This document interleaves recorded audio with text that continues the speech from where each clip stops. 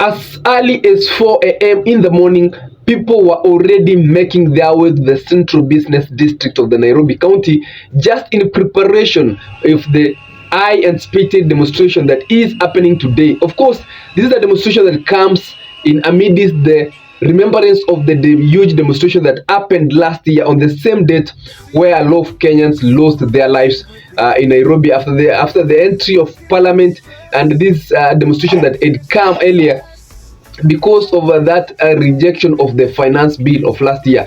But this year's demonstration also is marked by the death of Albert Ojwang, who led to the protests in the Nairobi County, and of course that process, somebody was shot at a very close range by a police officer, something that has really angered a lot of youths especially, and it's what is really pushing a lot of people to turn out and demonstrate, and also in remembrance of what happened last year. Of course, on the other side is that a video I've seen online is that some tankers making its way with the Nairobi County. Of course, this is preparation from the security side of any eventuality that can arise from this demonstration. Remember that last year there was an entry to parliament, and parliament, of course, being a protected area, there was that demonstration that led to an entry to parliament.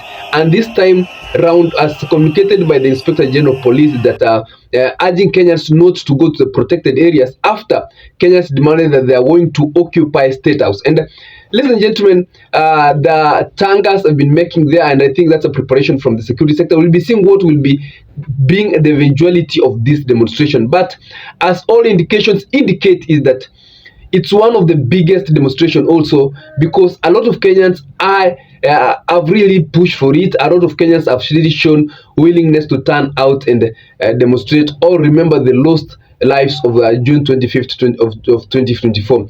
I'll be following the case. I'll be bringing you live updates when the demonstration picks up, and I'll be telling you what and where the demonstration is going. So remember to subscribe if you're watching for the first time, and also turn on the notification bell so that whenever we are doing such videos, you're always notified.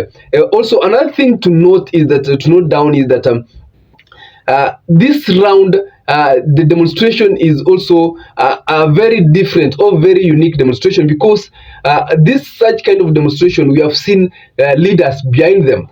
Former demonstration, we have seen the likes of former Prime Minister Raila Odinga leading demonstration, but for the first time, the youths of the Republic of Kenya are just organizing demonstrations by themselves through social media, mobilizing on social media, and turning out in huge numbers to voice their concerns, and they have of course received support. Yesterday we saw the priests come out and pastors come out, of course, saying that the rights of these young people should also be taken into concern, and they should be allowed to demonstrate peacefully as it's enshrined in the constitution, and of course they should not be treated as they have been treated before, and actually some of them being killed because of coming out to demonstration. That's what the priest yesterday's message was. And of course the ODM party leader Raila Odinga yesterday in the coastal region also urged Kenyans to demonstrate, because it's their right that is inclined in the constitution, in saying that the security agents should rather provide security for this demonstration. Remember that also Raila Odinga urged Kenyans not to vandalize property of their fellow Kenyans when they are in this demonstration, but they rather should have a very peaceful demonstration, and the security agencies should not interfere or cause chaos in such a demonstration. But I'll be following and I'll be updating you what turns out from this demonstration. But just these are tips of what is really unfolding from this June 25th of 2025 demonstration that is impact and remembrance of what happened 1 year ago, where a lot of Kenyans lost their life. Ladies and gentlemen, stay tuned and remember to subscribe. Have a nice time as you wait to see us. We wait to see what comes out. Finally, ladies and gentlemen, due to the persistent targeting, kidnapping and abductions, intimidation, and love arrests and murder of young people by this heinous and degenerate regime led by William Ruto, we reiterate our call for the June 25th to be a people's public holiday, a day of memorial in honor of all Kenyans who have lost their lives under this regime.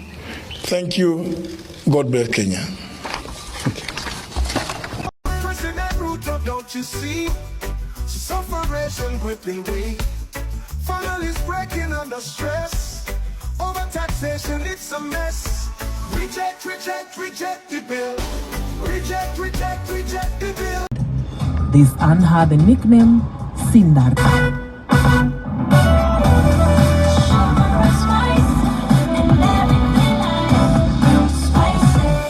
Spice up your life.